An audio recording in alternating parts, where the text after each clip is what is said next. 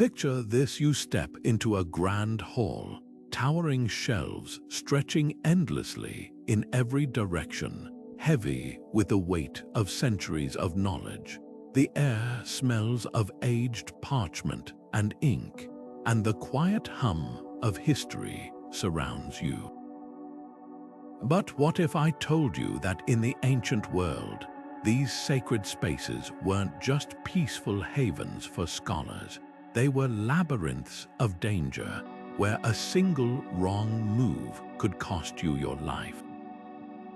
This isn't some exaggerated legend or fantasy. It's the untold reality of ancient libraries, places where wisdom and peril walked hand in hand. Think about the last time you wandered through a modern library, safe, quiet, maybe even a little mundane. Now, rewind 2,000 years. Back then, libraries weren't just filled with books. They housed secrets powerful enough to topple empires, scrolls laced with poisons, and curses meant to silence anyone who dared to uncover the truth. These weren't just collections of texts. They were fortresses of knowledge guarded by deadly stakes. Rulers and scholars alike risked everything to control them, because whoever held the scrolls held the power, and power, in those days, was a game played with blood and shadows. So why were these temples of learning so treacherous? What hidden forces turned them into battlegrounds? Over the next few minutes, we're going to peel back the layers of history to reveal the shocking dangers lurking in the stacks. From toxic materials woven into the very pages to the brutal political schemes that played out between the shelves, you'll see how ancient libraries became some of the most hazardous places in the world. And by the end, you might just find yourself glancing at your local library with a newfound sense of caution, because the past has a way of reminding us that knowledge, no matter how sacred, has always come with a price. The idea of ancient libraries as quiet sanctuaries for study is one of history's most persistent myths. In truth, they were battlegrounds where knowledge was both weapon and prize. Take the legendary Library of Alexandria. Its destruction wasn't some tragic accident, but the result of calculated power struggles. Julius Caesar's siege in 48 BCE sparked flames that devoured countless scrolls, and centuries later, religious and political clashes finished what war had started. This wasn't just a loss of books, it was the erasure of entire philosophies, scientific discoveries, and voices that might have reshaped the world.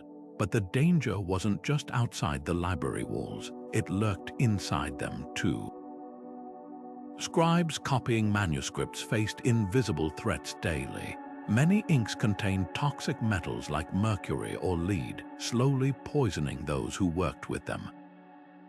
Parchments were treated with harsh chemicals to deter insects, and the dust from crumbling scrolls could carry mold or even ancient pathogens. Imagine spending your life preserving knowledge, only to have the very materials you handled shorten it. Then there were the books designed to kill. Some texts were deliberately laced with poisons, their pages brushed with lethal substances to protect their secrets. Rival scholars or spies who tried to steal them might find themselves collapsing mid-read. Others carried curses inscribed in their margins, warning that anyone who dared misuse the knowledge within would meet a grim fate. These weren't superstitions. History records cases where such threats proved all too real. Even the act of reading could be treacherous. Scrolls containing forbidden ideas like early challenges to royal authority or radical scientific theories were sometimes booby-trapped. Unroll them too quickly, and a hidden needle coated in venom might prick your finger. Open the wrong compartment in a library's archives, and you could trigger a concealed mechanism meant to protect its secrets at any cost. Libraries were also magnets for violence because they represented control.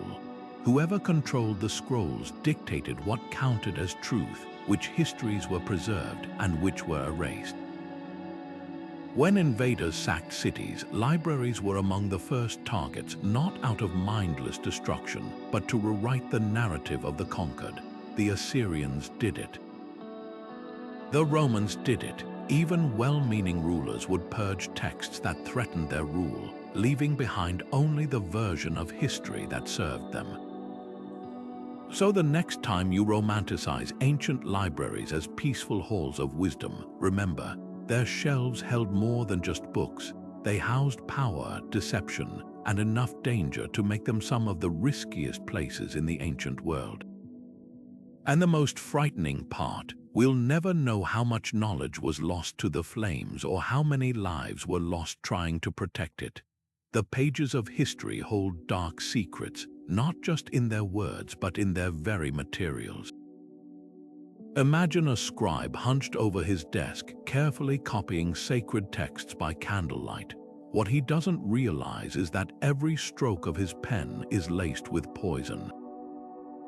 Ancient inks weren't just colorful dyes, they were deadly concoctions. Red ink often contained cinnabar, a toxic mercury compound that could cause tremors, madness, and even death with prolonged exposure. Green pigments might be made from arsenic, while lead was common in black inks.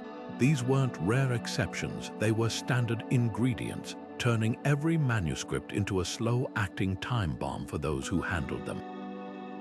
Monks and scribes paid the highest price. Historical records from medieval monasteries describe copyists suffering from mysterious ailments, shaking hands, chronic fatigue, and sudden deaths. At the time, they blamed divine punishment or bad humors. Today, we recognize the grim truth. They were being poisoned by the very knowledge they sought to preserve. Some libraries even had nicknames like the Scholar's Grave, because so many who worked there died young. The irony is chilling. The pursuit of eternal wisdom came at the cost of their own lives. But the danger didn't stop at ink. The materials themselves were treacherous. Parchment, made from animal skins, was often treated with harsh chemicals like lime to bleach and preserve it. Breathing in the dust from old scrolls could mean inhaling traces of these toxins, or worse, mold spores that grew in damp storage conditions. Some manuscripts even carried parasites like book lice or mites that could infest libraries and spread disease. There are accounts of entire scriptoriums being abandoned after outbreaks of unexplained sickness, with whispers of cursed texts left to rot in isolation. Even the way books were stored posed risks. Heavy wooden shelves packed tightly with scrolls could collapse without warning. The famous Library of Pergamum stored its collections in underground vaults to protect them from humidity, but these damp, cramped spaces became death traps when fires broke out. Smoke and toxic fumes would fill the tunnels, leaving no escape for those inside. And then there were the books meant to kill. Rulers and religious leaders sometimes commissioned poisoned manuscripts as traps for rivals or spies. A diplomat receiving a gift of a beautifully illustrated text might not notice the faint, bitter scent of arsenic rubbed into the pages. Some scrolls were even designed with hidden compartments, releasing toxic powders when opened. These weren't myths. Forensic studies of ancient texts have detected traces of poisons still clinging to their surfaces centuries later. The most terrifying part: we'll never know how many lives were lost this way. Unlike battles or plagues, the victims of toxic knowledge left no monuments. Their deaths were quiet, their suffering invisible. But their stories remind us that in the ancient world, even the purest pursuit, the search for truth, could be a lethal gamble. And as we'll see next, the dangers didn't end with poisoned pages. Libraries themselves became weapons, wielded by those who understood that controlling knowledge meant controlling history itself. If knowledge is power, then ancient libraries were the ultimate weapons, not just storehouses of wisdom, but fortresses built to lock away ideas too dangerous to set free. Rulers understood this better than anyone. Take the Qin dynasty in ancient China, where Emperor Shi Huangdi ordered the infamous burning of books in 213 BC. It wasn't mindless destruction, it was a calculated purge. Confucian texts, historical records, even poetry, anything that challenged his authority or offered alternative philosophies was tossed into the flames. Scholars who resisted were buried alive. The message was clear: knowledge belonged to the state, and disobedience meant erasure both of ideas and of lives. Religious institutions wielded the same control. The Vatican's index of forbidden books, compiled over centuries, wasn't just a list, it was a lethal blacklist. Owning a condemned text could brand you a heretic, punishable by excommunication, imprisonment, or worse. Imagine whispering a single line from a banned manuscript in 16th century Spain, only to find yourself facing the Inquisition. Libraries in monasteries and cathedrals became locked vaults, with chains literally binding books to desks to keep them from corrupting the wrong readers. But the most insidious weaponization, selective preservation. When a king or cleric decided which books would survive, they weren't just saving knowledge, they were rewriting reality. The Assyrian king Ashurbanipal boasted of his vast library at Nineveh, but its shelves weren't neutral. They overflowed with propaganda, omens glorifying his reign, treaties carved in stone to intimidate rivals, and carefully edited histories that painted him as divinely chosen. Meanwhile, dissenting voices were scrubbed from existence. This wasn't curation, it was psychological warfare. And then there were the libraries that doubled as prisons. In Byzantium, emperors confined rebellious scholars to scriptoriums, forcing them to copy approved texts under guard, a gilded cage where their intellect was harnessed to reinforce the very system that silenced them. Even the great Library of Alexandria, often romanticized as a beacon of learning, wasn't immune. Ptolemaic rulers restricted access to its most volatile scrolls, ensuring only trusted elites could study philosophy or astronomy that might undermine their divine right to rule. The stakes were life and death. When the Maya city of Mayapon fell in the 15th century, conquering factions didn't just burn buildings, they pulped codices, smashing the bark paper books into wet slurry to dissolve the ink. Why? Because those glyphs held the rituals, genealogies, and celestial knowledge that legitimized their enemies' power. Destroying a library wasn't vandalism, it was decapitation, severing a people from their past to control their future. So the next time you hear about a lost ancient text, ask yourself, was it truly lost, or was it stolen, erased, buried? Because in the shadows of those silent shelves, the real battle wasn't over books. It was over who got to decide what truth meant. And as we'll see, some ideas refused to stay imprisoned. Some were so dangerous they turned libraries into tombs. Some books were never meant to be stolen. In the dim candlelight of ancient libraries, hidden among the curling script of philosophy and astronomy, you might find something far more sinister, a curse etched into the margins with deliberate malice. May the gods strike you blind. One warning read: let your hands wither and your blood turn to dust, threatened another. These weren't idle scribbles, they were binding oaths calling down divine fury on anyone who dared take what wasn't theirs. And for those who ignored them, the consequences could be fatal. Take the case of a Greek merchant in 3rd century Alexandria, recorded in fragmentary court documents. After smuggling a prized astronomical text out of the Great Library, he reportedly fell ill within days, his skin blackening, his vision failing. Physicians were baffled. Priests whispered of a curse inscribed on the scroll's final page, invoking the wrath of Thoth, the god of wisdom. Whether coincidence or something darker, the man was dead by the new moon. Stories like this spread like wildfire, reinforcing the terror of defying a library's wrath. But how much of this was supernatural and how much was cunning psychology? Many curses followed a chillingly specific formula. Some detailed exact punishments: leprosy, sterility, the death of one's children, while others left room for imagination, allowing fear to fill in the blanks. The priests of Mesopotamia were particularly inventive, crafting curses that escalated over time. One clay tablet promised thieves would first lose their wealth, then their health, then their name from the memory of men. It was psychological warfare, weaponizing the universal human dread of divine justice. Yet physical evidence suggests some curses went beyond mere words. Archaeologists have found manuscripts coated in suspicious powders, arsenic, hemlock, or other toxins, applied to pages where warnings were written.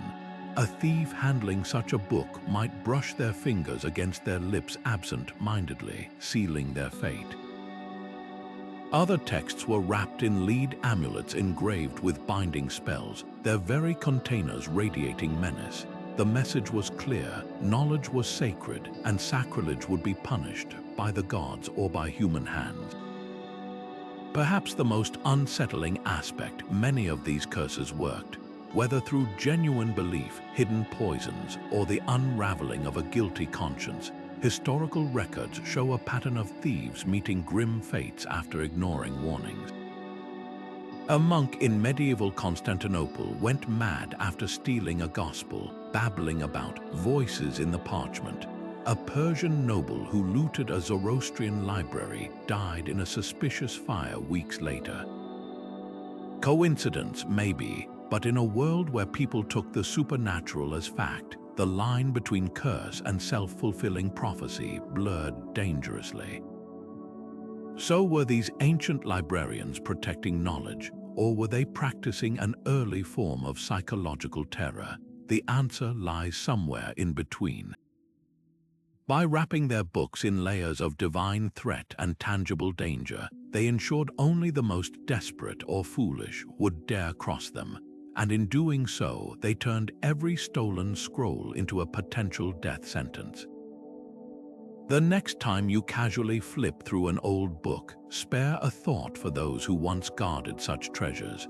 Their warnings might be faded now, but the echoes of their wrath still linger in the brittle pages of history.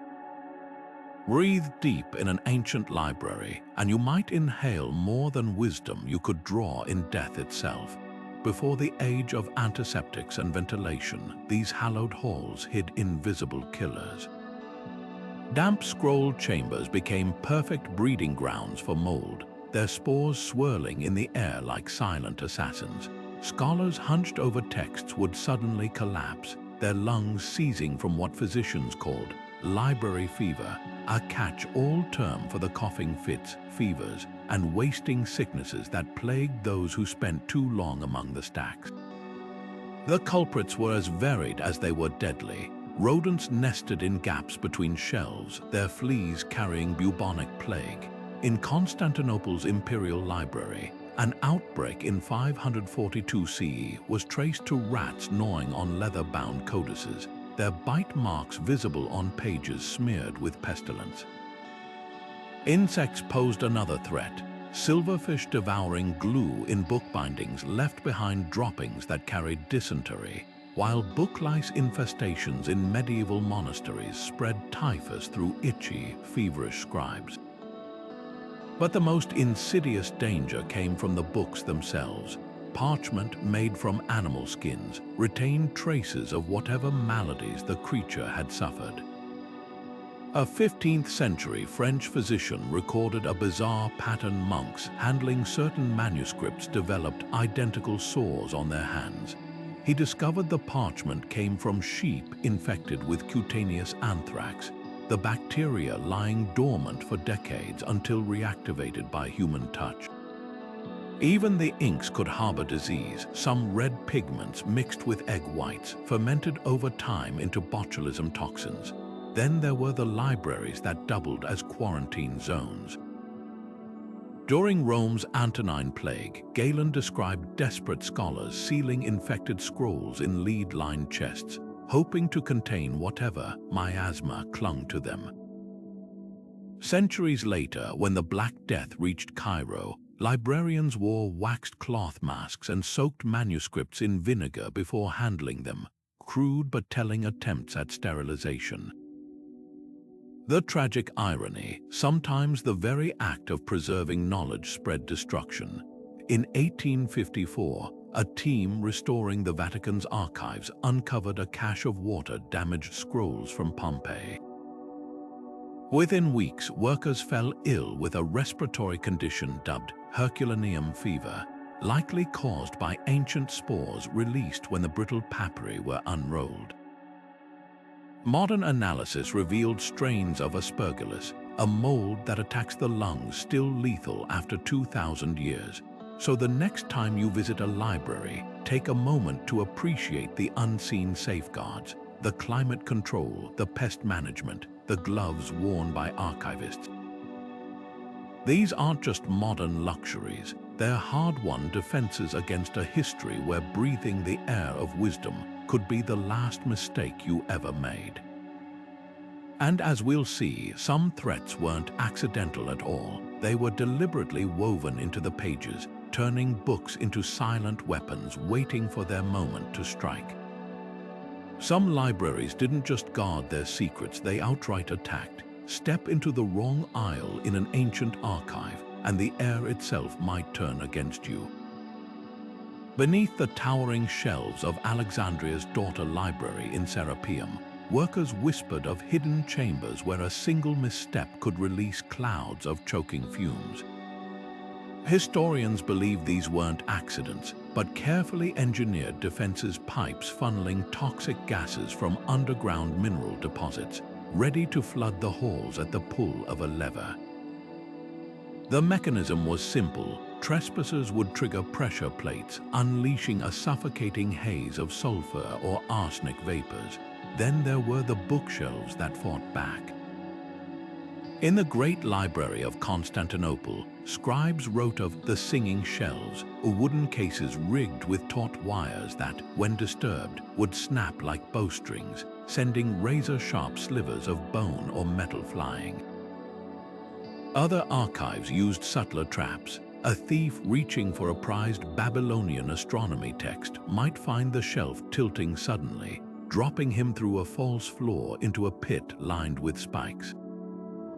The infamous House of Wisdom in Baghdad reportedly boasted mosaic floors with loose tiles. Step on the wrong one, and you'd plunge into an underground cistern, the heavy manuscript still clutched in your hands, dragging you under. Even the architecture conspired against intruders. Many libraries were designed as labyrinths, their layouts deliberately confusing. The Library of Pergamum featured identical-looking reading rooms arranged in concentric circles, with no markings to distinguish them. A scholar might enter what he thought was the philosophy section, only to find himself in a dead-end chamber where the air grew steadily thinner, ventilation shafts carefully blocked to induce dizziness, then unconsciousness. Others had staircases that led nowhere or doors that opened onto sheer drops, but the most insidious threats were the ones you couldn't see. Dust from crumbling parchments wasn't just an irritant, it carried spores of ergot fungus, which could trigger hallucinations and violent convulsions.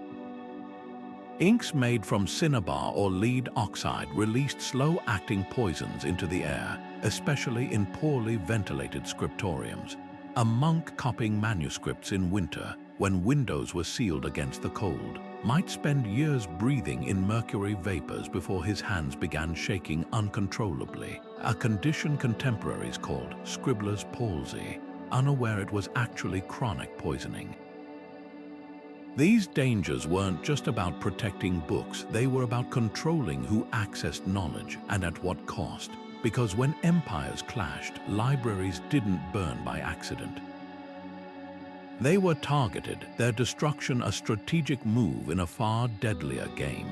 And as we'll see next, the greatest threat to these treasure troves of wisdom wasn't hidden traps or toxic air.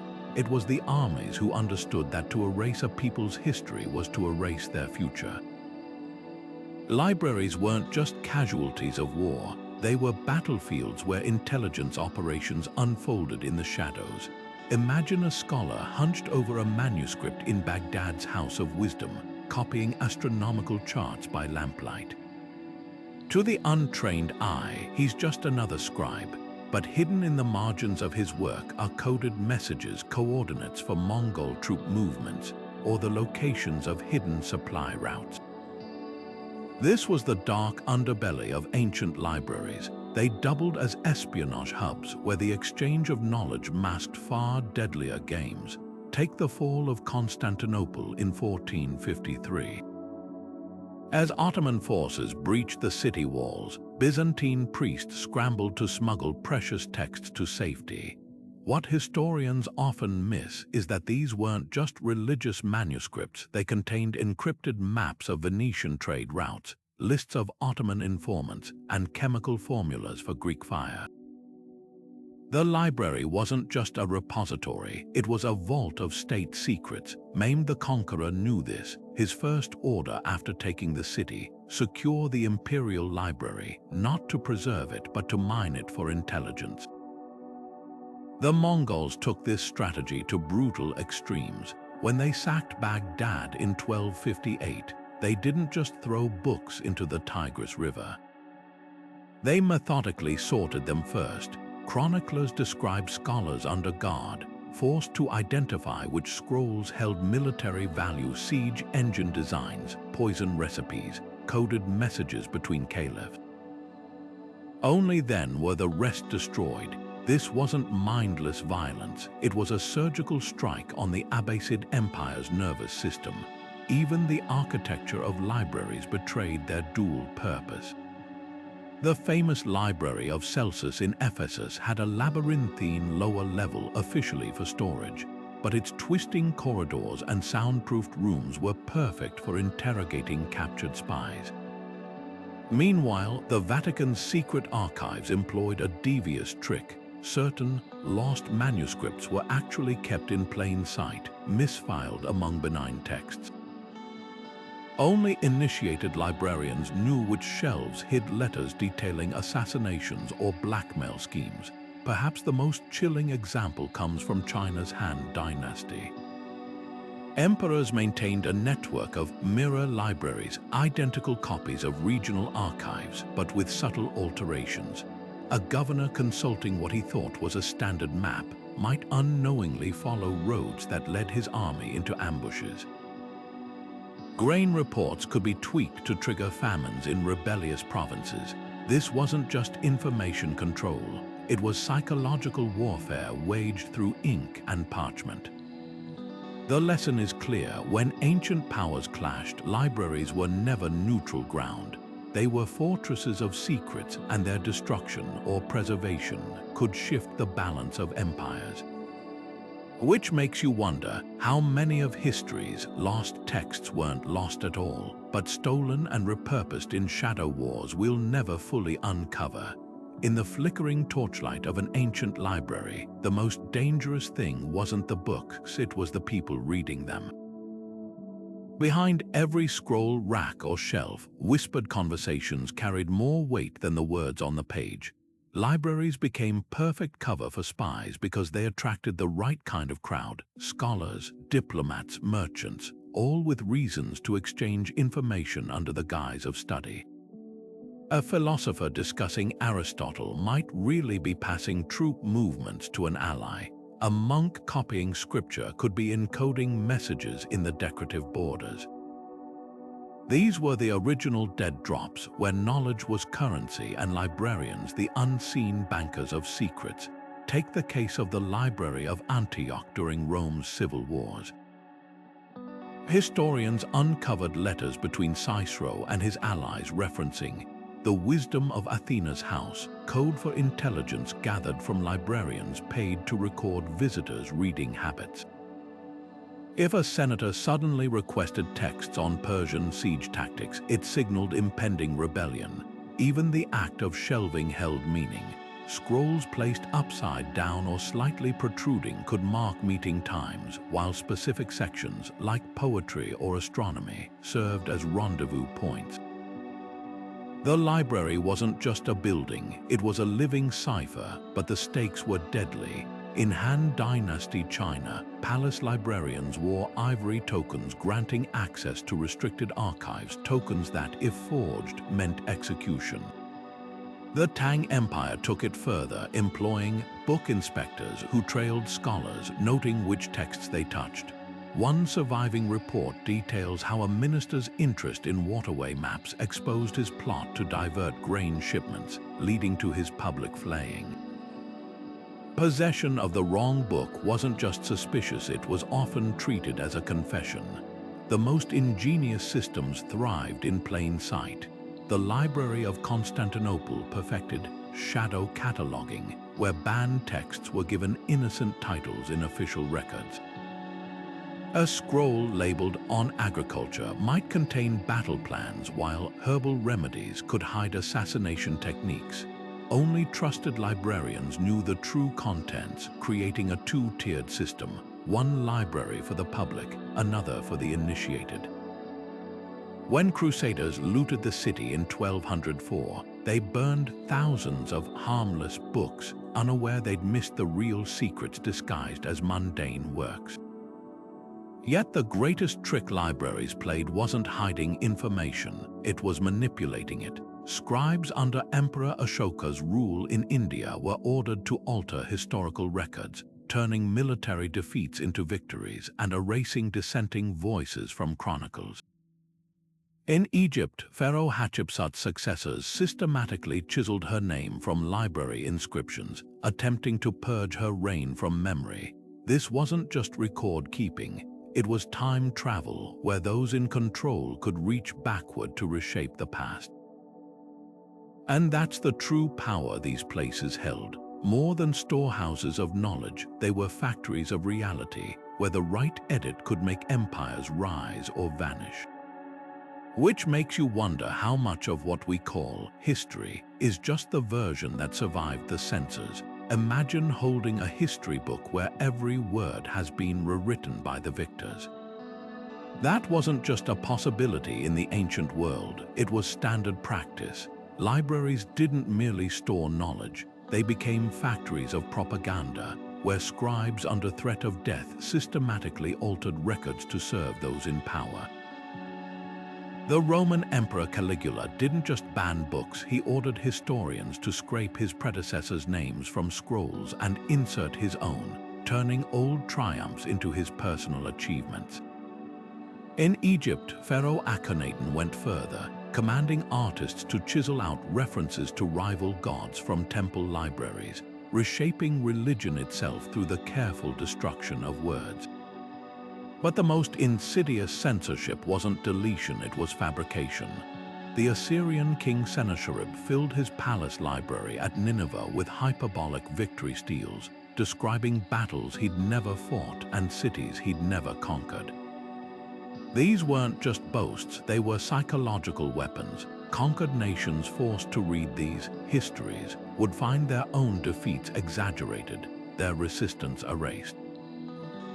A rebel leader might open a scroll to discover his ancestors recast as cowards or traitors, their true legacies smothered under layers of ink. Some libraries took manipulation to surreal extremes.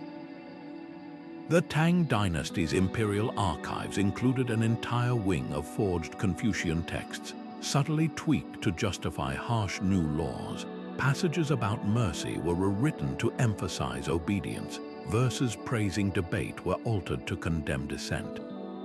Scholars who noticed discrepancies disappeared, their own names quietly removed from the records, as if they'd never existed.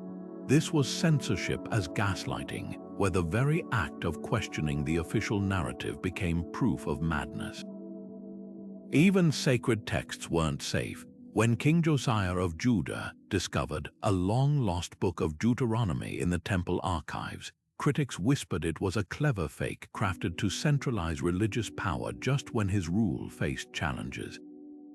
Centuries later, Christian monks copying the Bible would correct passages that contradicted church doctrine, leaving behind parchment layers where earlier, forbidden versions still ghosted through.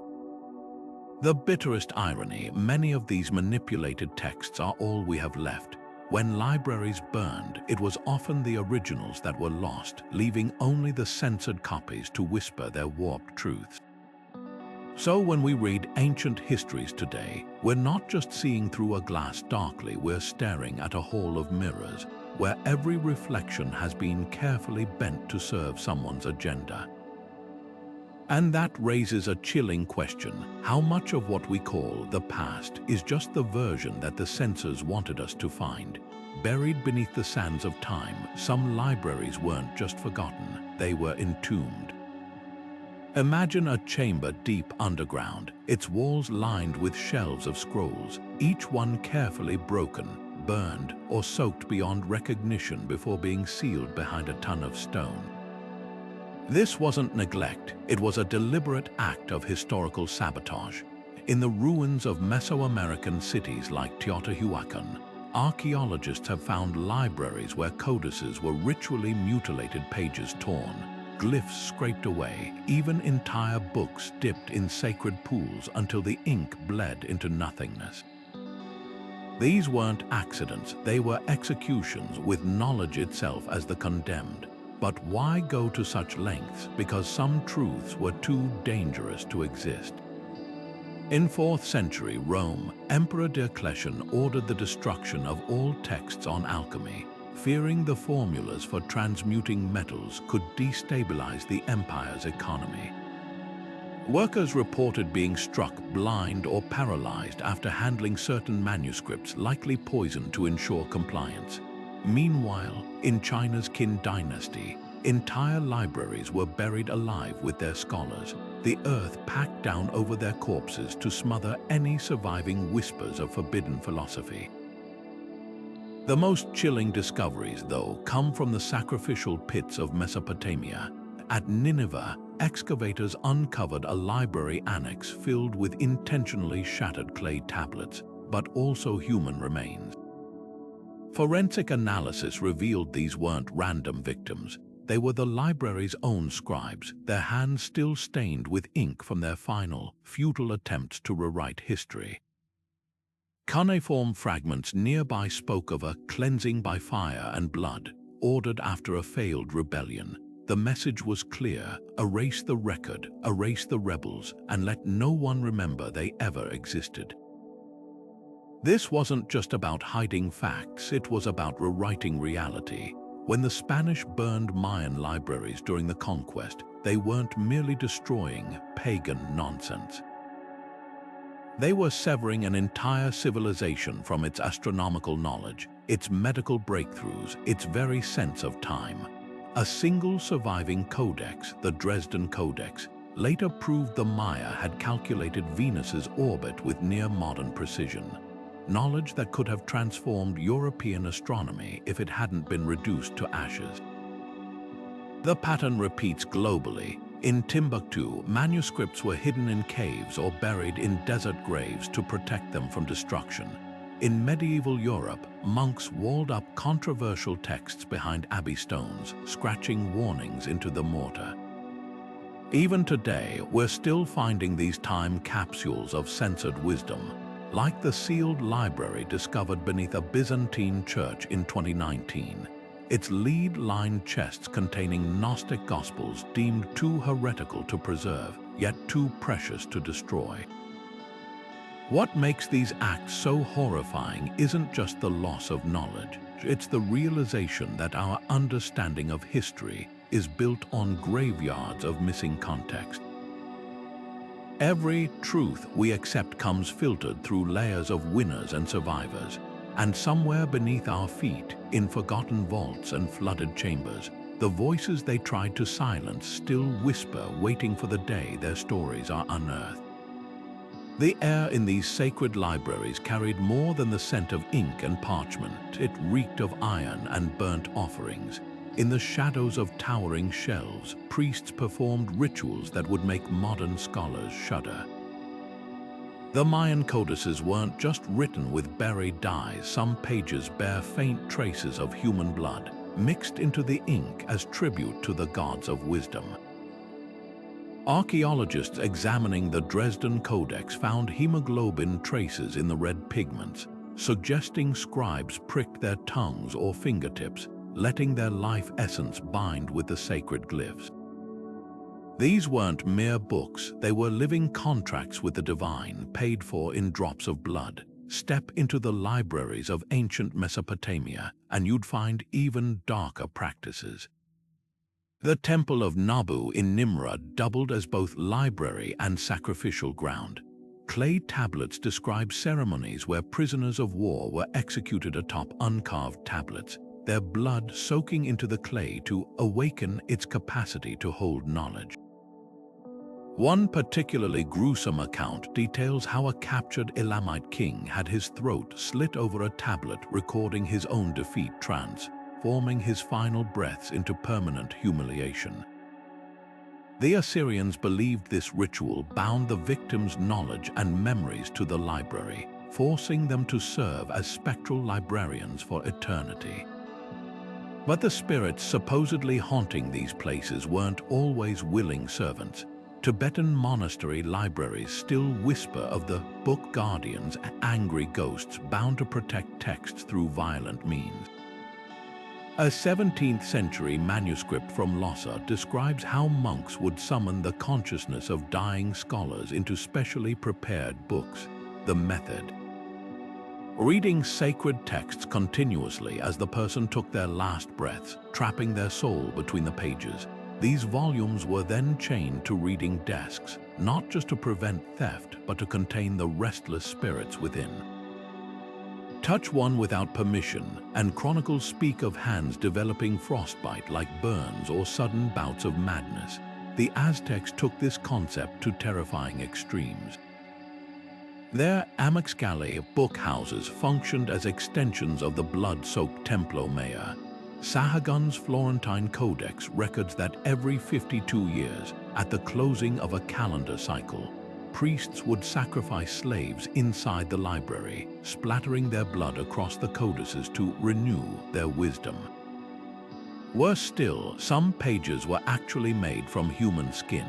Forensic analysis of surviving fragments reveals a grisly truth. Defeated warriors were sometimes flayed, their skin stretched and treated to become parchment for recording their own conquest. Imagine reading a battle account, only to realize you're touching the literal remains of someone who lived it. These weren't isolated incidents. Across the ancient world, from Celtic druid groves to Carthaginian temple archives, libraries served as liminal spaces where the boundary between knowledge and life force blurred. A Greek curse tablet found in the ruins of Alexandria's library invokes Hermes to take the breath from anyone misusing its texts, a spell modern linguists realized was written in a spiral pattern, meant to symbolically suffocate victims as their eyes followed the twisting words.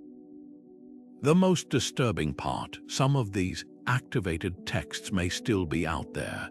In 2015, conservators at the Vatican Library reported an 11th century grimoire that inexplicably caused nosebleeds and migraines in anyone who handled it for more than an hour. Infrared scans revealed previously invisible writing beneath the Latin phrases in Old Bulgarian calling upon the hungry shadows to punish thieves. Whether you believe in curses or not, one thing's certain. In the ancient world, knowledge wasn't just power. It was a pact sealed in blood, guarded by forces we still don't fully understand.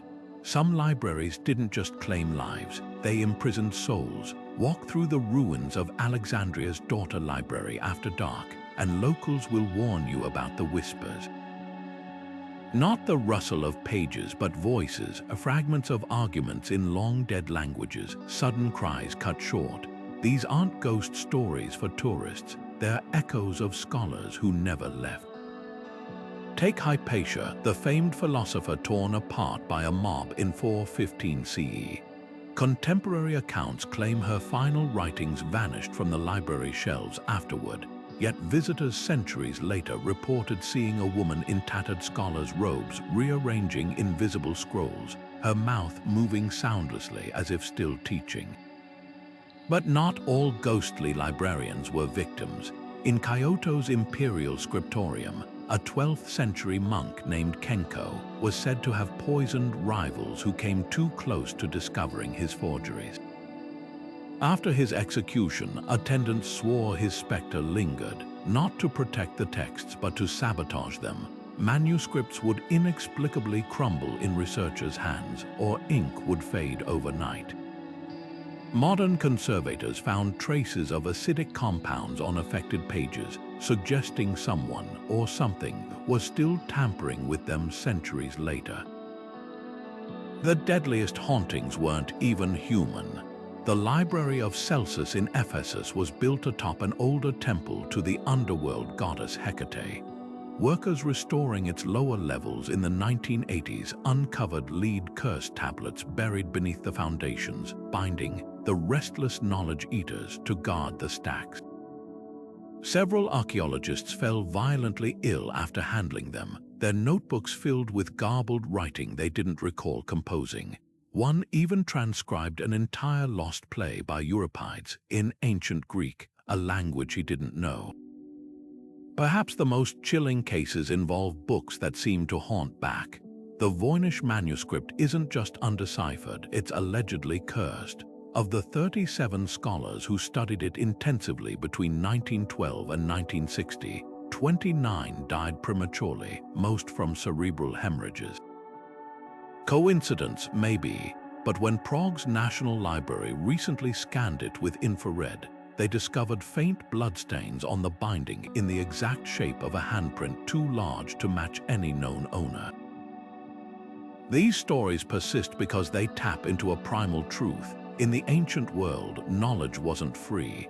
It demanded payment, sometimes insanity, often in blood, and for the unluckiest, in an eternity bound to the very texts that killed them.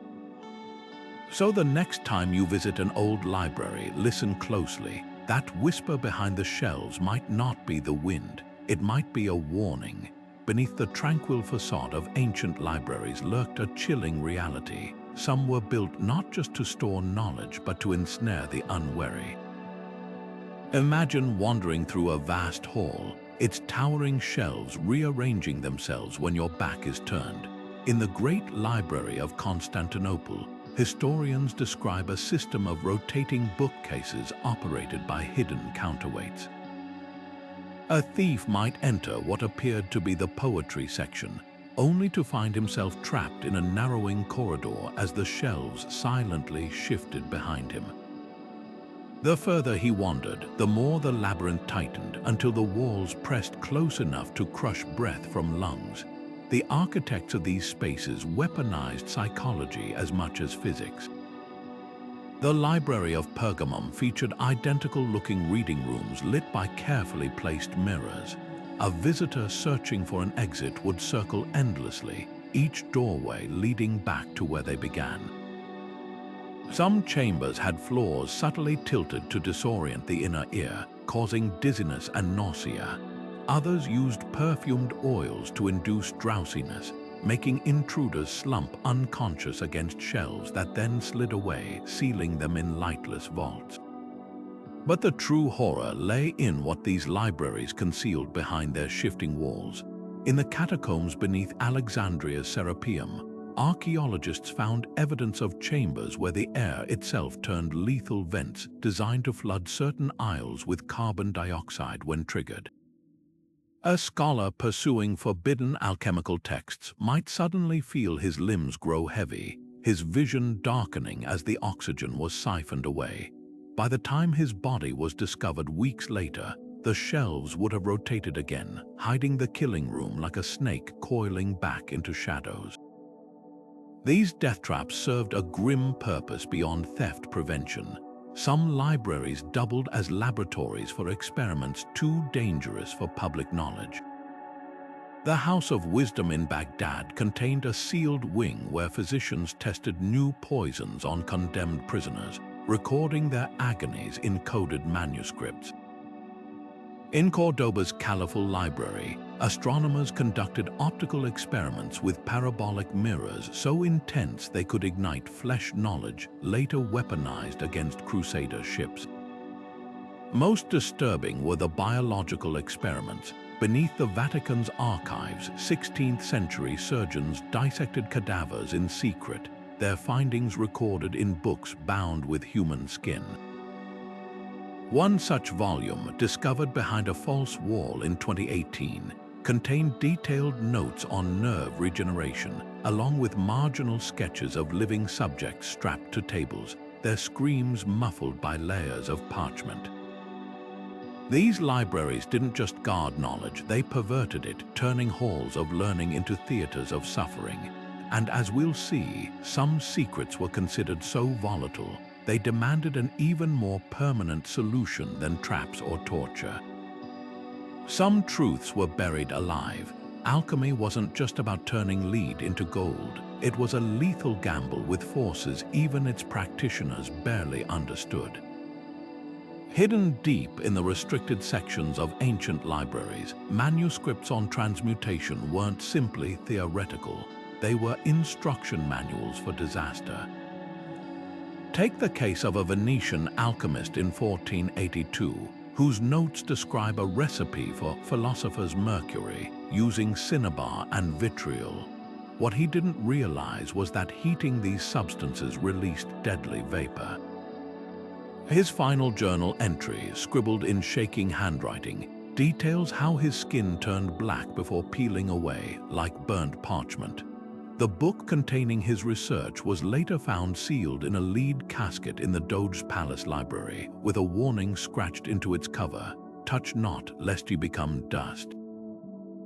These weren't isolated tragedies. In Baghdad's House of Wisdom, alchemical texts often contained deliberate errors, traps for rival scholars. One Persian manuscript on elixirs instructed readers to mix saltpeter with quicklime, a combination that could explode if heated. Historians now believe this was no accident. Marginal notes in a different hand cryptically state, "Let the unworthy purge themselves." Even seemingly benign ingredients held horrors. A 14th century French text recommended using powdered lapis lazuli for celestial visions, failing to mention the mineral's arsenic content. Monks who followed the recipe reportedly suffered convulsions, their dying visions anything but divine. But the true danger lay in how these forbidden sciences blurred the line between study and sacrilege. Necromantic scrolls in Alexandria's underground archives required rituals so gruesome they defied morality. One recovered fragment describes binding a human skull with silver wire while reciting names of fallen angels, a practice so taboo that even the library's most hardened custodians refused to handle the text without iron tongs. When Christian zealots stormed the Serapeum in 391 CE, they weren't just destroying pagan works, they were erasing knowledge considered an affront to God's natural order. Religious extremism turned libraries into battlegrounds. During the Spanish Inquisition, agents scoured monastic libraries for texts on Kabbalah or Arab astrology, burning thousands as works of the devil. In Elizabethan England, Queen Elizabeth's occult advisor, John Dee, amassed a vast collection of grimoires only to have it ransacked by a mob who believed his books summoned plagues. The irony was crushing. The very knowledge that could have advanced medicine or astronomy was lost to fear and superstition, yet some secrets refused to die. When Mongol invaders sacked Baghdad in 1258, a group of scholars reportedly smuggled out alchemical texts by soaking them in vinegar and rolling them into carpets. These salvaged fragments later surfaced in Renaissance Italy, where they inspired both scientific breakthroughs and fresh waves of persecution. The pattern was clear. Throughout history, libraries didn't just preserve knowledge, they became lightning rods for the eternal clash between curiosity and dogma. And as we'll see next, that clash often ended in flames. The clash between faith and knowledge reached its deadliest peak when sacred texts weren't just burned, they were erased with righteous fury. Spanish friars in 16th century Yucatan didn't simply destroy Mayan codices. They staged public spectacles where priests tore pages with their bare hands before tossing them into bonfires, declaring each curling scrap a victory over Satan's lies. But what made these acts so catastrophic wasn't just the loss of books, it was the annihilation of time itself. The Maya recorded centuries of astronomical observations in those bark paper folds, tracking Venus's cycles with precision that would take Europe another 100 years to match. One surviving fragment, the Dresden Codex, later proved they'd predicted solar eclipses down to the hour. To the missionaries, these were pagan tricks. To history, their destruction was like smashing a clock mid-tick, freezing an entire civilization's understanding of the cosmos in perpetual darkness. Yet this wasn't unique to the Americas. When Caliph Omar ordered the burning of Alexandria's library in 642, he famously declared, "If these writings agree with the Quran, they are superfluous. If they disagree, they are heretical." The logic was chillingly efficient. Why preserve what might contradict divine truth? But hidden in that edict was a deeper manipulation of time.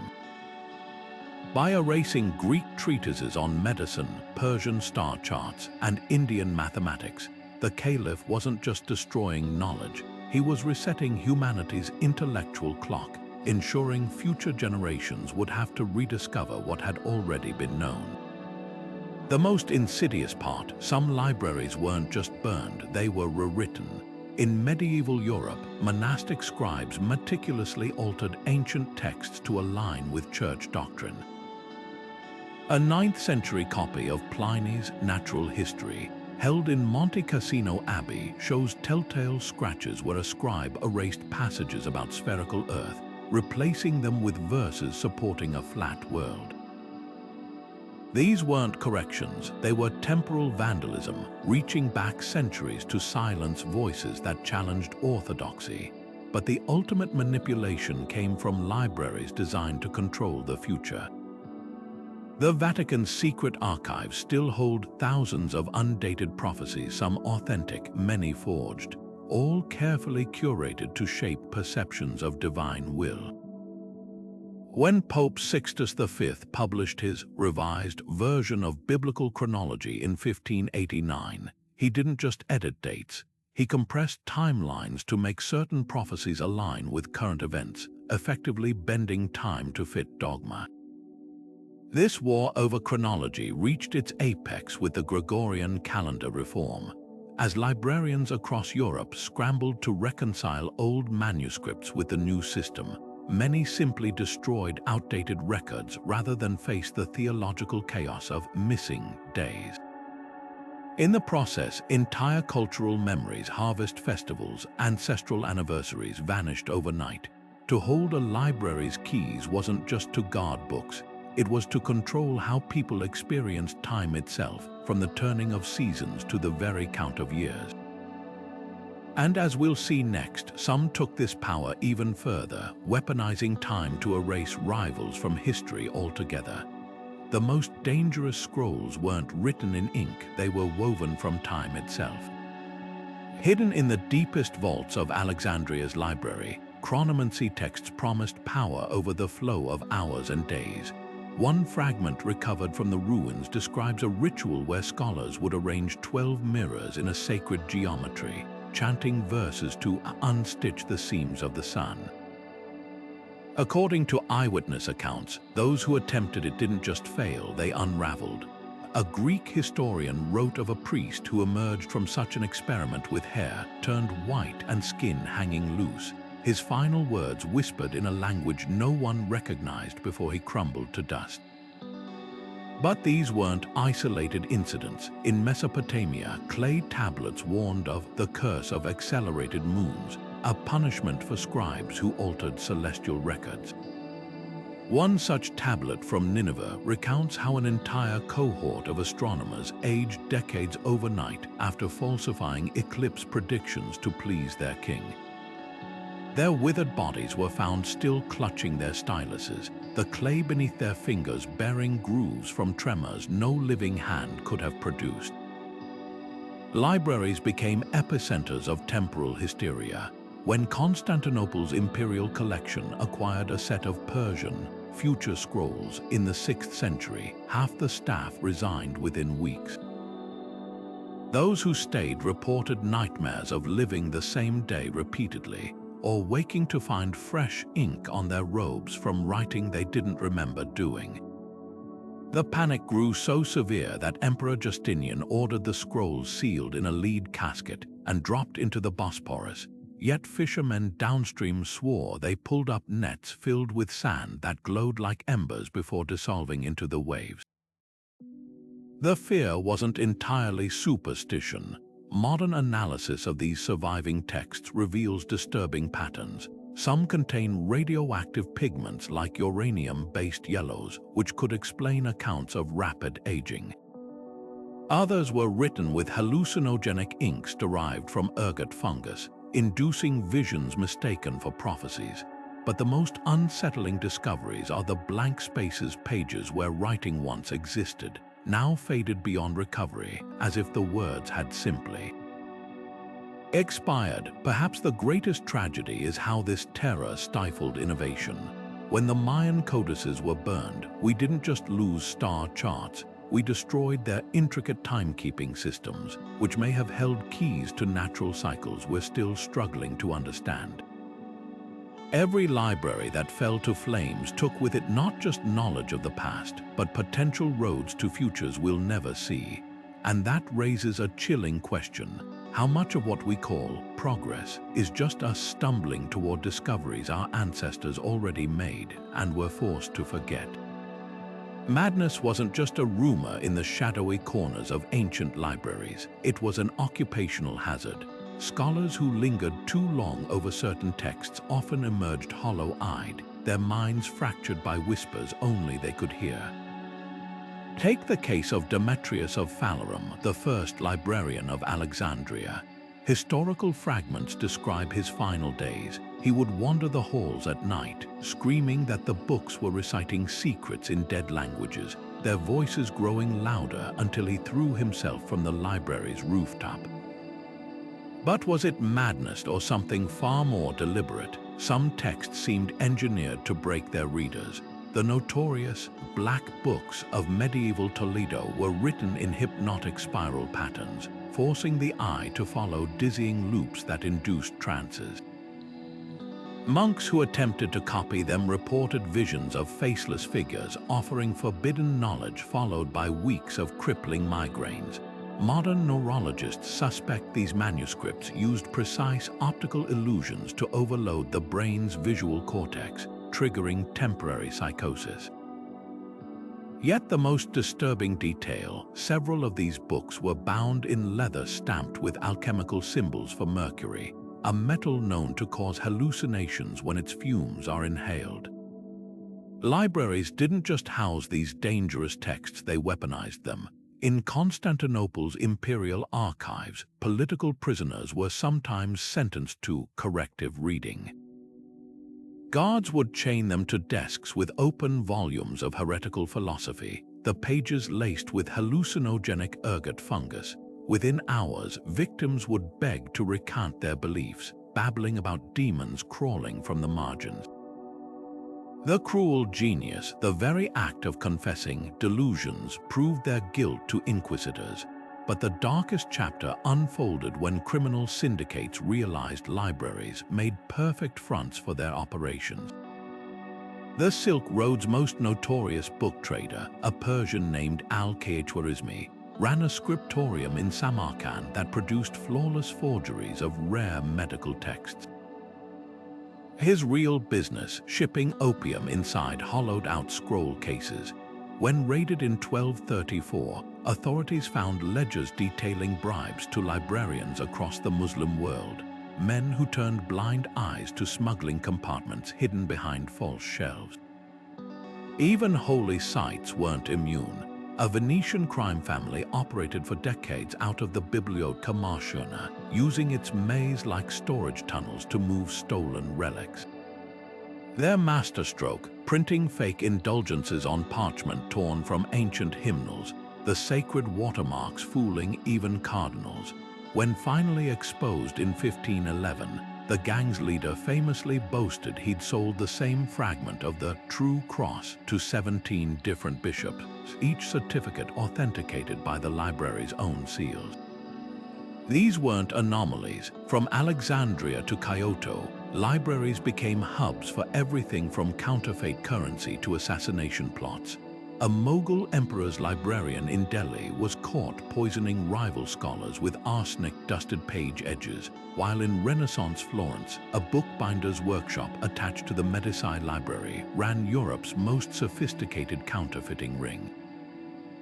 The lesson was clear: where knowledge gathered, predators followed, and the deadliest ones always wore scholars' robes. Beneath the solemn hush of ancient libraries thrived a bustling underworld where knowledge wasn't just studied, it was stolen, faked, and traded like contraband. Rare texts traveled shadowy routes, passed hand to hand in back alleys or hidden inside shipments of spices and silks. In Antioch, a notorious book smuggler named Lysias operated a network that stretched from Egypt to Rome, using hollowed-out amphorae to transport forbidden scrolls past customs inspectors. His most brazen scheme, disguising a complete set of Pythagorean manuscripts as a merchant's laundry list, the true contents revealed only by soaking the papyrus in goat's milk. But the trade wasn't limited to physical books. In Constantinople, forgers ran scriptoriums that produced near-perfect replicas of classical texts, with subtle, devastating alterations. A wealthy collector might pay a fortune for what he believed was Aristotle's lost treatise on logic, only to find its arguments twisted to justify tyranny or heresy.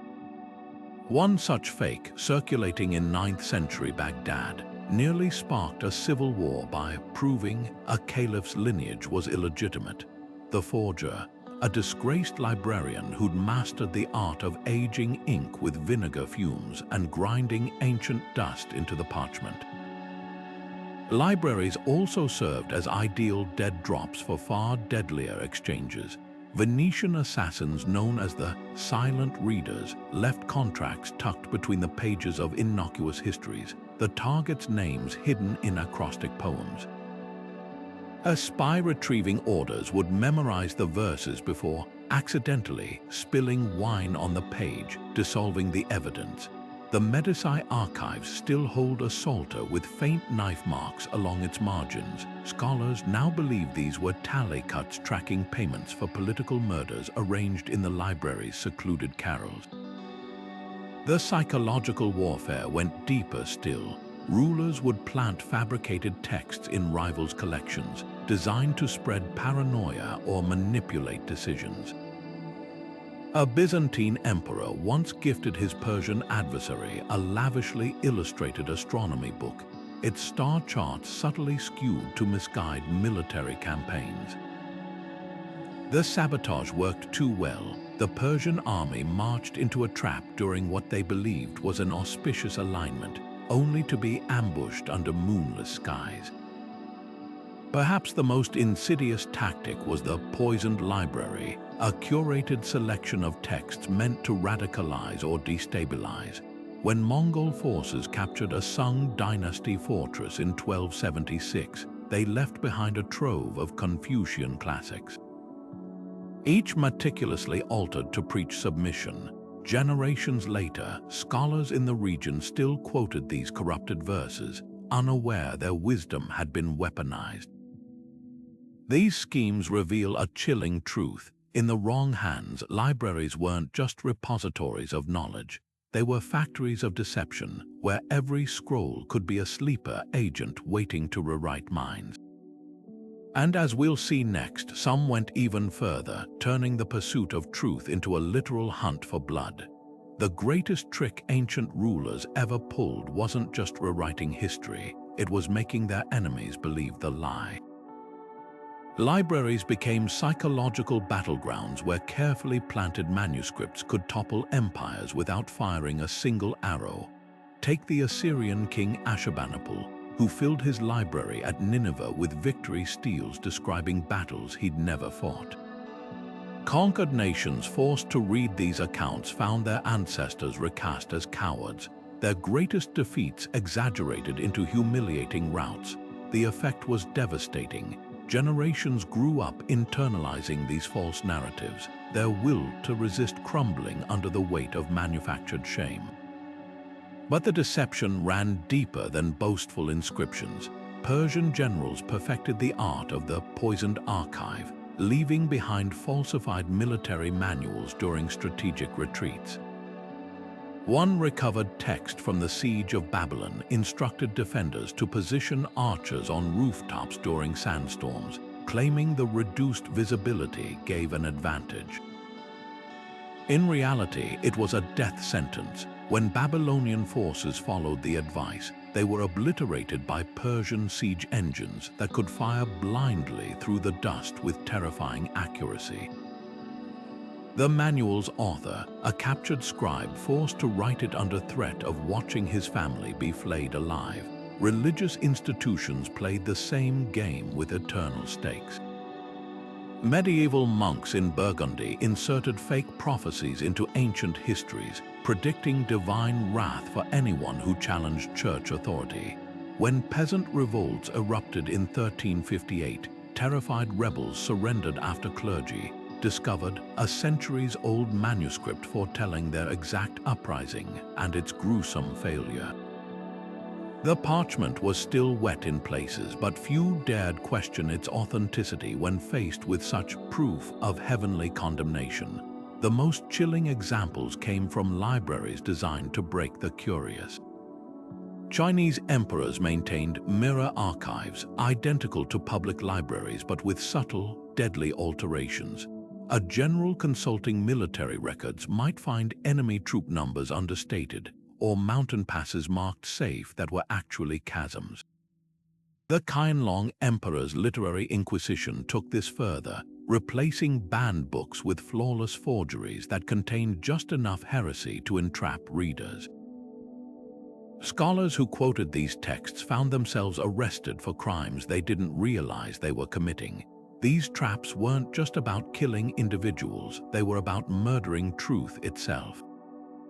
When Cortés burned Maya codices, he didn't stop at destruction. His priests commissioned new histories portraying the Spanish as returning gods. The surviving Dresden Codex, smuggled to safety, later proved the Maya had recorded celestial cycles with precision that shattered this myth. But by then, generations had grown up believing the lie. That's the real horror of these library traps. They didn't just claim lives in the moment. They poisoned the future, ensuring even survivors would carry falsehoods in their bones. The most dangerous books were never meant to be read. They were designed to kill. Hidden among the labyrinthine shelves of ancient libraries lay texts rigged like hunting traps, waiting for the overly curious to trigger their mechanisms.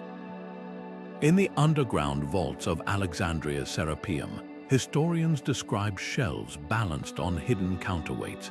Disturb the wrong scroll, and the entire section would collapse inward, crushing the intruder beneath a cascade of heavy cedar bookcases. Other manuscripts were stored in airtight lead containers, not for preservation, but to conceal vials of toxic gases that would shatter when opened, filling the reader's lungs with fumes that induced paralysis before death. But these weren't just security measures, they were signatures. The same chilling patterns emerge across continents and centuries, pointing to something far more sinister than random defenses. In the ruins of a Mayan library at Palenque, archaeologists found a codex wrapped in venomous snake skins, its pages coated with a resinous poison derived from tree frogs. What stunned researchers wasn't just the lethal design, it was the discovery of identical traps in libraries as far apart as Han Dynasty China and medieval Persia. Someone or something had been systematically turning repositories of knowledge into killing grounds for centuries. The trail leads to history's most elusive serial killers, the librarian assassins. Roman court records speak of a man known only as Scribonius the Eraser, a former archivist in Antioch who turned his intimate knowledge of library layouts into a murder method. He would rearrange shelves at night, creating dead-end corridors where scholars would become trapped, then slowly suffocate as ventilation shafts were silently blocked. His victims, always rival historians or philosophers, were found with peculiar markings, their lips stained black from ink that chemical analysis later revealed contained concentrated nightshade. Even more disturbing were the phantom librarians, shadowy figures who infiltrated institutions to alter texts with lethal intent. A Byzantine medical manuscript from the 9th century contains a recipe for a healing tea that, when brewed as instructed, releases cyanide. The original author's notes confirm the formula was changed after his death, the handwriting matching a notorious book forger employed by Emperor Leo the Wise to eliminate political enemies. These killers didn't just steal lives, they weaponized trust, turning the very act of seeking knowledge into a death sentence. Perhaps the most brazen example comes from Renaissance Florence, where a librarian named Cosimo de Vedova curated a special collection for the Medici family. Wealthy patrons who requested certain banned philosophical works would receive beautifully bound volumes, their pages impregnated with slow-acting arsenic that absorbed through the fingertips. The deaths appeared natural, with symptoms mimicking common ailments. It wasn't until a visiting scholar noticed identical brown stains on the fingertips of 3 dead nobles that the scheme unraveled. By then, Vedova had vanished, leaving behind a ledger listing over 60 readers who had perished across Europe, all after handling books traced back to his network. These weren't isolated crimes, they were part of a dark tradition that viewed knowledge as something to be guarded not just with locks but with corpses. The deeper you dig into library archives, the more the pattern emerges. Scribes found slumped over desks with petrified expressions, scholars who vanished after requesting specific texts, entire reading rooms sealed off due to bad air that somehow only killed certain individuals.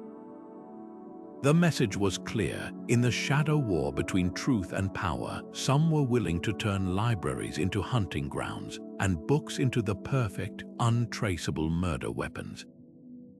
In the hushed corridors of ancient libraries, some keepers of knowledge weren't protectors, they were predators. Consider the case of Feng Xian, head librarian of China's Han Dynasty imperial archives during the 1st century. Historical fragments describe how he systematically eliminated rival scholars by editing their works, adding subtle doses of arsenic to inkwells used for corrections. Victims would lick their brushes as they worked, slowly ingesting poison over months. When a particularly vocal historian began questioning imperial genealogies, Feng ensured the man's final manuscript contained enough toxins to kill anyone who turned its pages without gloves.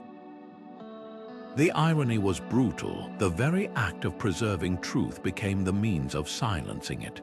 These weren't isolated incidents. In medieval Toledo, librarian priest Alonso de Hojda ran a secret tribunal from his scriptorium.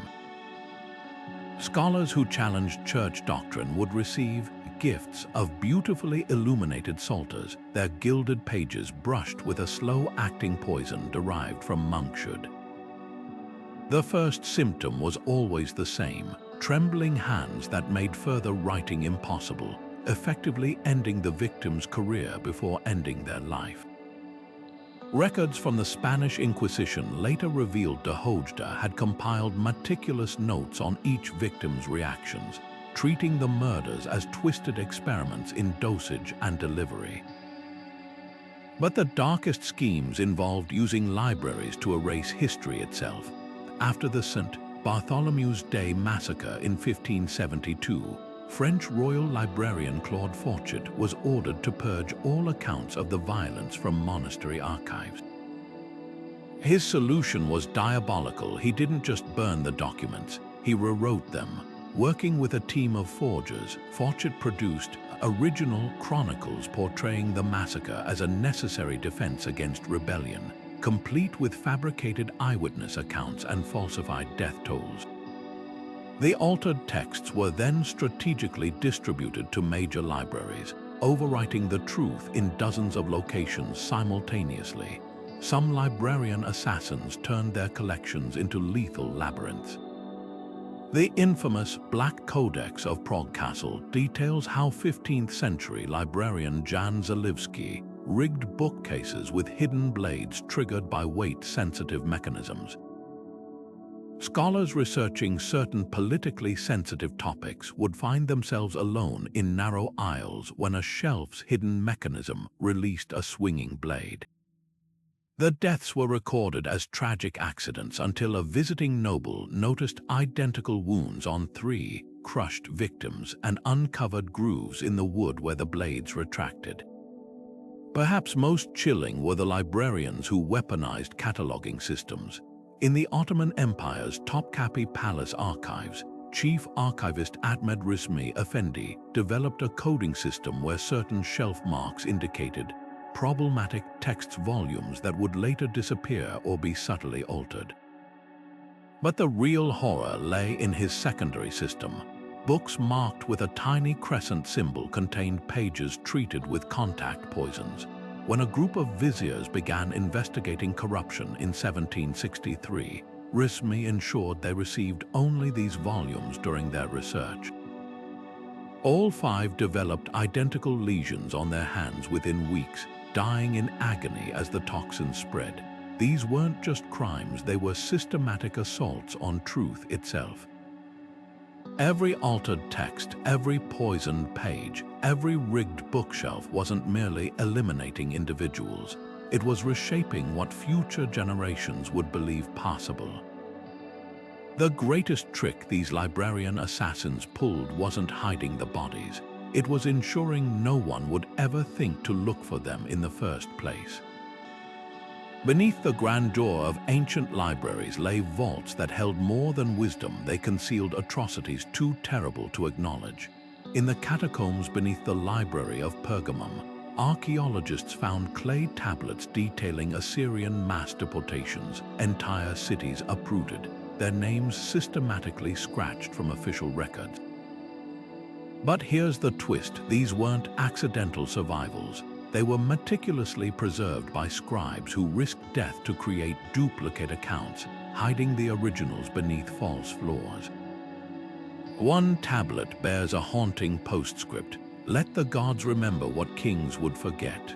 The Roman Empire perfected this dark art. After crushing the Jewish revolt in 70 CE, Emperor Titus ordered all records of the siege civilian casualties burned. But a single scroll survived, smuggled into the Alexandria Library's restricted archives.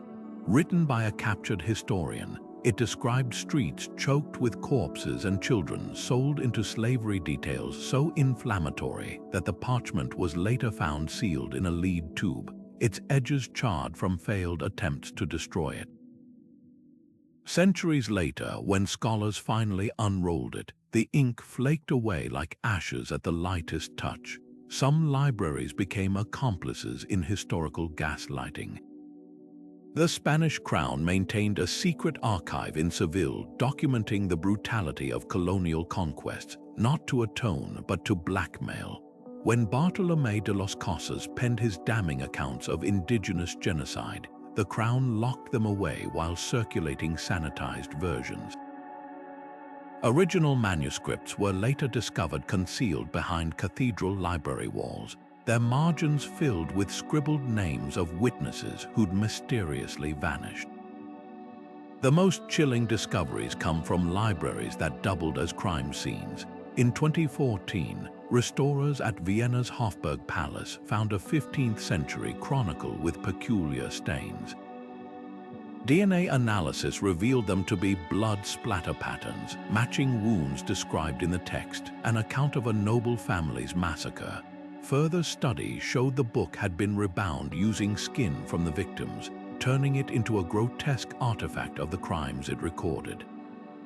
But perhaps the most insidious function of these archives was their role in crafting alternate realities.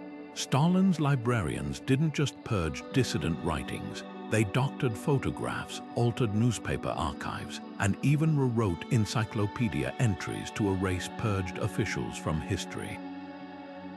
One surviving memo orders staff to correct a decade of agricultural reports to hide famine deaths, noting dryly, "The paper must outweigh the corpses." These weren't just collections of secrets, they were crime scenes where truth fought a losing battle against power and the most terrifying thought. For every scroll we've recovered, countless others remain buried, still holding their silent testimony, waiting for the day someone dares to read them aloud. Apocalyptic texts weren't just predictions, they were landmines of the ancient world, carefully buried in library vaults to detonate across centuries. The Sibylline books of Rome, locked in the Temple of Jupiter, contained prophecies so volatile that only appointed priests could read them, and even then under strict ritual conditions. When a rogue senator allegedly peeked at their contents in 65 BCE, Rome was rocked by earthquakes and fires within weeks. Coincidence, maybe. But the pattern repeats too often to ignore. In Mesopotamia, the Tablets of Destinies were said to foretell the fall of empires. Any city housing them inevitably collapsed within a generation, whether from invasion, plague, or mysterious disasters. The real danger wasn't the prophecies themselves, but how they warped human behavior. A 13th century Persian astrological text warned of a black star bringing famine. When scholars in Baghdad translated it, panic led to grain hoarding that actually caused the predicted starvation. Similarly, Mayan priests who decoded a cycle-ending prophecy in the Dresden Codex reportedly abandoned their posts, leaving cities vulnerable to Spanish conquest.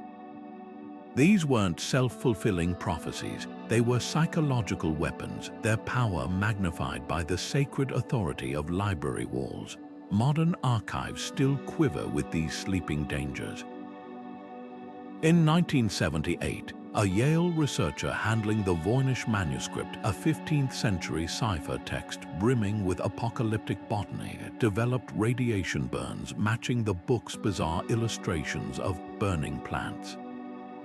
More recently, digital scans of a Coptic doomsday scroll in the British Library triggered server crashes whenever analysts reached a passage describing the melting of heavens.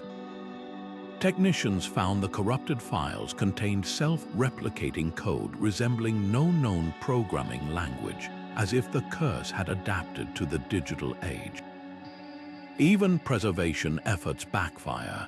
When the Vatican digitized its collection of medieval prophetic scrolls in 2014, climate monitoring systems detected sudden temperature spikes near the servers.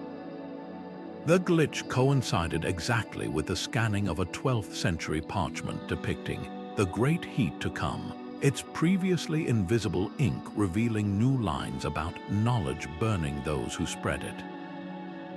The chilling truth, these texts may have always been traps. Some scholars now believe apocalyptic manuscripts were deliberately encoded with psychological triggers, specific phrase constructions or visual patterns that induce subconscious dread. A team at Oxford recently analyzed the Revelation Codex, a Byzantine text that causes readers to misperceive faint smells of sulfur.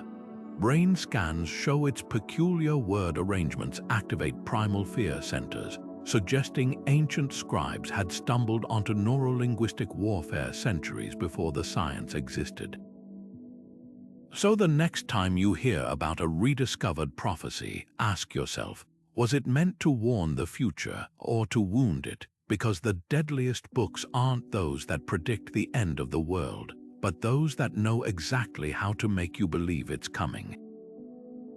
The shadows of ancient libraries stretch far longer than we realize, right into the heart of modern archives and rare book collections. While today's libraries may seem like safe havens of climate control and fluorescent lighting, some shelves still harbor relics of the past that refuse to be tamed.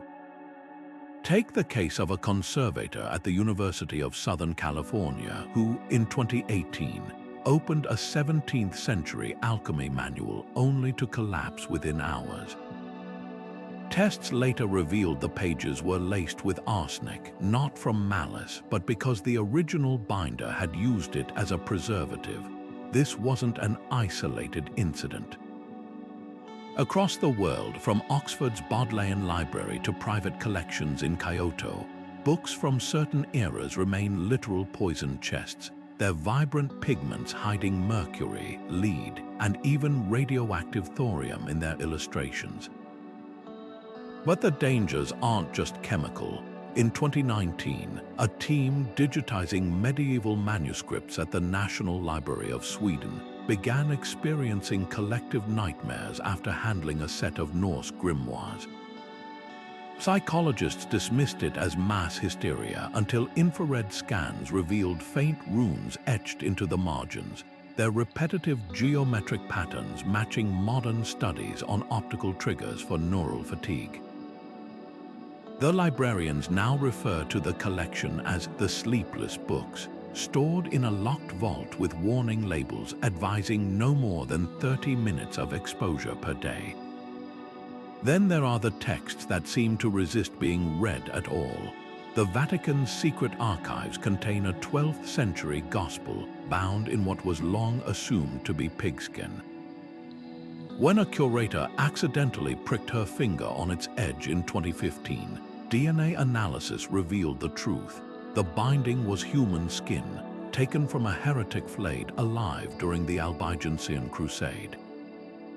Worse, the flesh still carried traces of a prion disease, a misfolded protein that could theoretically remain infectious for centuries.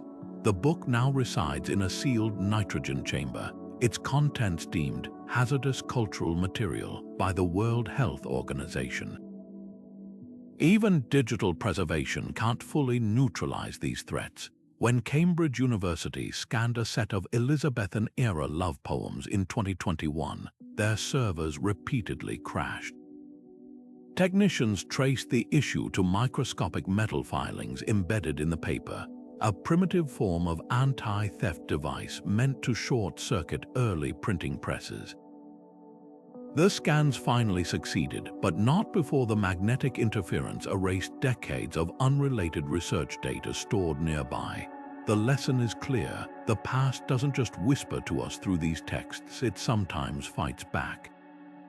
And as we race to digitize and preserve fragile manuscripts before they crumble, we're forced to ask, are we saving knowledge or unleashing dangers we no longer understand? Because in the quiet corners of rare bookrooms, history isn't always grateful to be rediscovered. Some secrets were buried for a reason.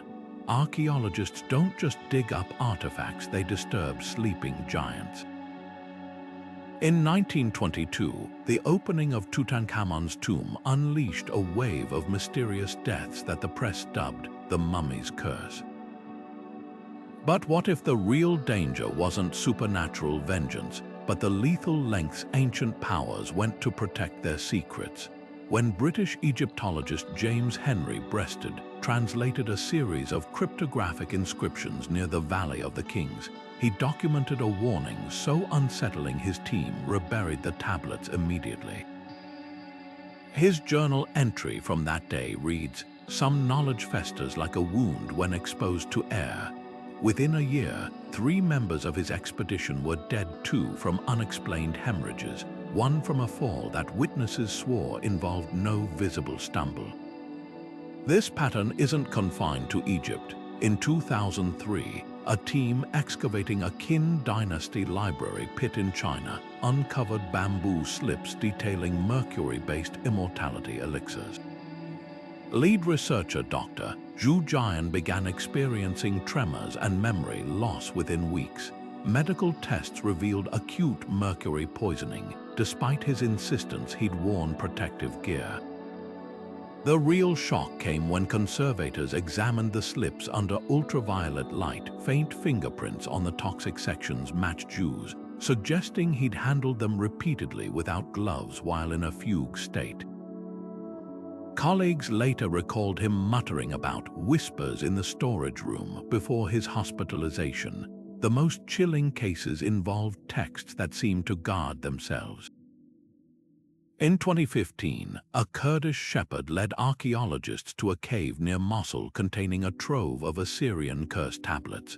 One bore an inscription promising 7 generations of affliction to whoever moved it. When team leader Dr. Elias Faraj dismissed it as superstition and shipped the tablet to Berlin for analysis, his flight nearly crashed due to unexplained engine failure.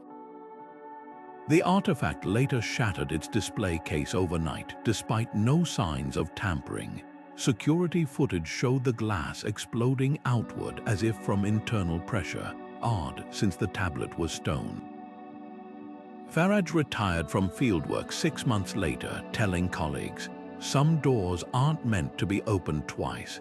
Modern science offers rational explanations, ancient poisons lingering in pigments, mold spores reactivated by disturbance, even psychological suggestion." But when you track these incidents across decades and continents, an unsettling trend emerges. The texts most often linked to tragedy share one trait: they contain knowledge that threatened entrenched power structures. Mercury-laced immortality recipes undermined emperor worship. Assyrian curses preserved state secrets. Even Tutankhamun's tomb held heretical revisions of Egyptian theology. Perhaps the greatest danger isn't the content itself, but humanity's instinct to suppress uncomfortable truths. When linguist Dr. Anya Petrovich published her reconstruction of a burned Mayan codex in 1989, revealing accounts of royal child sacrifice, she received death threats from modern descendant groups who considered the work sacrilege. Her car's brakes failed weeks later on a mountain road. The police report noted the hydraulic lines had been cleanly cut. This leaves us with a paradox. We revere ancient wisdom, yet those who recover it often pay a price.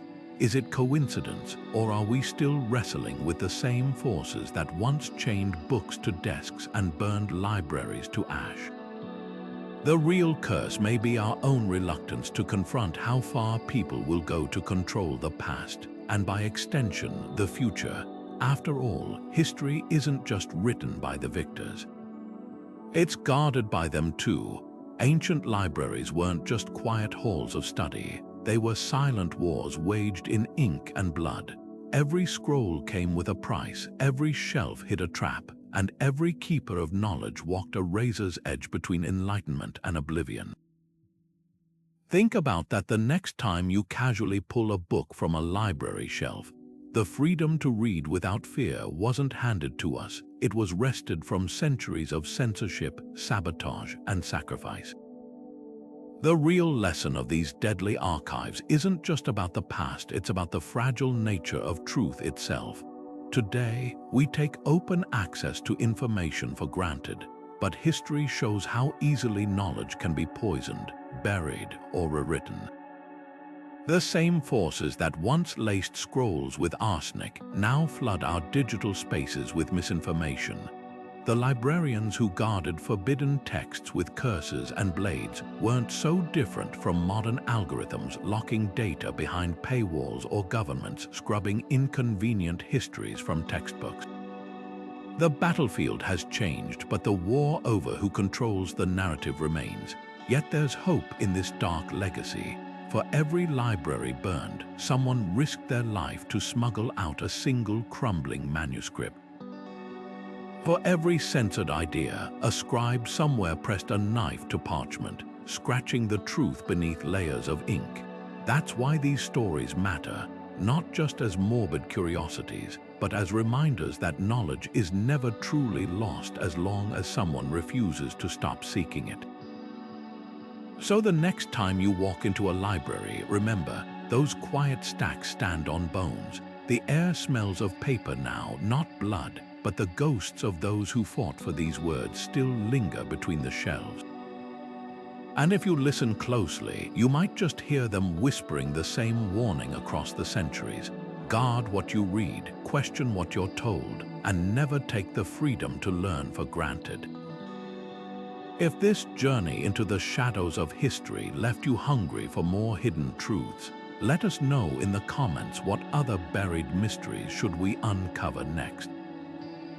Don't forget to like and subscribe to join us as we keep digging into the past, one dangerous secret at a time. After all, the most fascinating stories aren't just written in books, they're the ones books themselves are trying to hide.